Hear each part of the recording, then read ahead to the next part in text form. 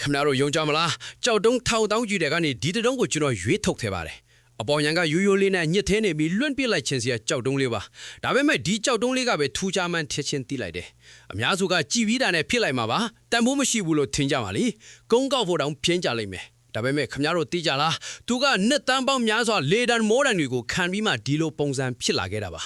အဖိုးတန်ဆုံးအပိုက်တွေကိုတော့တဘာဝတရားကြီးကဖုံးကွယ်ထားခဲ့တယ်ပန်းဘူးဆရာကြီးလက်တွေကသာသူ့ရဲ့အလှတရားကိုနိုးထစေနိုင်မှာပါအလုတ်ခန်းစီယူလာခဲ့ပြီးမဆောင်နိုင်ပဲချက်ချင်းဖြစ်ကြည့်တယ်အဲ့ဒီအချိန်မှာတော့ကိုယ့်မျက်စိကိုတော့မယုံနိုင်ခဲ့ဘူးအတွင်းအကြောတွေကပိုးသားလိုနူးညံ့တယ်အထီးအတွေ့ကလည်းနှွေးထွေးပြဝနေပြီးအယောင်ကလည်းရင့်ကျက်တီးငိမ်နေလေနိုးထလာမဲ့အဖိုးတန်ကြောက်လေးလိုပါပဲကျွန်တော်ချက်ချင်းပဲဆုံးချလိုက်တယ်ဆယ်စုနှစ်ချီတဲ့ဖမ်းဖို့ပညာနဲ့ထူးခြားတဲ့ဒီဇိုင်းဖန်တီးပေးဖို့ပေါ့ဒီအယုတ်ဆိုးဆိုးကြောက်တုံးလေးကိုအားလုံးငေးရမယ်အမှုပညာဖြစ်ထူးစစ်ပါမယ်ဒီတစ်ခါလက်ရကတော့80ခုနှစ်ဖွာအကိုတယောက်အပ်ထားတာပါအိမ်တော်ကြတော့မဲ့ညီမလေးအတွက်မင်္ဂလာလက်ဆောင်ပေးခြင်းတူတယ်ဗျသူကကျွန်တော်လက်ရတွေကိုကြည်ဘူးပြီးတွေးလေတိလာတာကတကယ်တန်မှုရှိတဲ့လက်ဆောင်ဆိုတာအထီးမိဆုံးချစ်မယ်လို့ယုံကြည်နေတာပါသူ့ညီမလေးနဲ့ကအသက်10နှစ်ကျော်กว่าတော့မျက်စီအောင်မာရင်ကြည်ပြင်းလာခဲ့တာပါငယ်ငယ်ကလေးကအလိုလိုက်ခဲ့တော့ခုတော့ခွဲမသွားရနိုင်ဘူးပေါ့ဗျာနောက်ထပ်တလားကျော်နေရင်ညီမလေးကမင်္ဂလာဆောင်တော့မှာပါအွန်လိုင်းမှာရတော့ကြာရှာခဲ့ပြီးမြင်တင့်တော်တာကိုမတွေ့ခဲ့ပါဘူးကျွန်တော်ဖန်တီးထားတဲ့အသေးနှလုံးရတနာလေးဆိုတဲ့လက်ရာကိုမြင်လိုက်ရတော့မှသဘောကျသွားတာပါလေသူကျွန်တော်စီချက်ချင်းရောက်လာတဲ့ညီမလေးအတွက်ဆွဲသီးလေးလုပ်ပေးဖို့လीခယူးခွန်ပုံလေးကိုဒီဇိုင်းဆွဲလိုက်တယ်အလဲမှာတော့လှိမ့်လို့ရတဲ့ပလဲလုံးလေးထည့်ထားပါတယ်ရှေ့ဘက်မှာကြာပိုင်းလေးထွင်းထားပါတယ်ရွှွတ်ညွန့်တဲကပေါက်ပေမဲ့မစွန်ထင်းတဲ့ဖြူစင်မြင့်မှုကိုပြသပါတယ်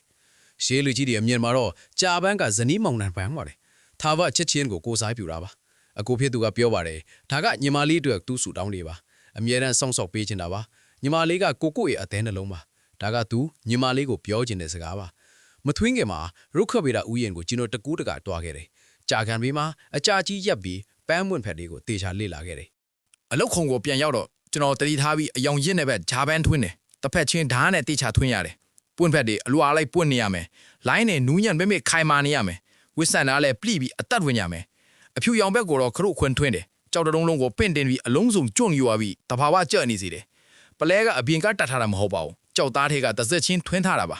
လှဲ့လို့ရပြီးအလဲမှာမြဲနေပါတယ်ဒီအဆင့်ကလက်ရအစမ်းသက်ခံရဆုံးပါပဲလက်နဲ့တုံတာနဲ့အကုန်ပြတ်မှာပုံချမ်းဆွဲတာကနေအယောင်တင်တဲ့ဒီကျွန်တော်အချိန်နှစ်ရက်ယူခဲ့ရတယ်အသေးစိတ်ကအစားပေါ့ဆလို့မရပါဘူးပွင့်ဖတ်ပေါ်ကအစင်းအကြောင်းတွေကိုပါဒါအသေးဆုံးနဲ့တေချာထွင်းထားရတယ်ပန်းအစ်စ်တပွင့်လို့အသက်ဝင်စေဖို့ပါဒါကကျွန်တော်အားဆက်ရဆုံးနဲ့အခြေနဲ့ဆုံးလက်ရတစ်ခုပါပဲ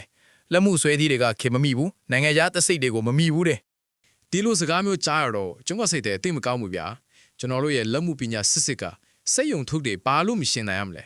ကျွန်တော်လုပ်တဲ့ဆွဲကြိုးကနာမည်ကြီးမဟုတ်ပါဘူးဒါပေမဲ့ဓာတ်တစ်ချက်သွေးတစ်ချက်တိုင်းမှာစီဒနာတွေပါပါတယ်ဒါကြောင့်ကျွန်တော်ဗီဒီယိုရိတ်တင်ဖိတ်ခဲ့တာပါကျွန်တော်တို့ရဲ့ရိုးရလက်မှုပညာကိုလူများများသိစေခြင်းလို့ပါဒီလက်ရငယ်လေးရဲ့နောက်ွယ်မှာရက်ပေါင်းများစွာအချိန်ပေးခဲ့ရတဲ့ကျွန်တော်ရဲ့အားထုတ်မှုတွေပါကြာပန်းလေးရဲ့အသင်းလုံးထဲမှာစကားတစ်ခုဝတ်ထားပါတယ်သာဝရအတူရှိဖို့ဆူတောင်းပေးရပါတယ်ဒါကတော့ပန်းပူထုနေတော့ခေါင်းနဲ့အမြဲရောက်နေတဲ့ကြပြတဲ့ဘုတ်ပါအချက်ဆိုတာကြာပန်းလေးလိုပဲအမြဲတမ်းပွင့်လန်းတန့်ဆန်ပါစေညီမလေးရဲ့အိမ်တော်ရေးလေ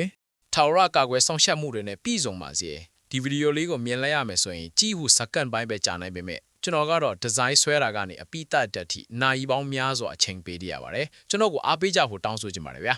ကျွန်တော်တို့လိုမျိုးလက်မှုပညာကိုထိမ့်နေတဲ့ပညာရှင်တွေကိုအားပေးပါအချိန်ပေးကြည့်စုပေးတဲ့အတွက်ကျေးဇူးတင်ပါတယ်ဗျာ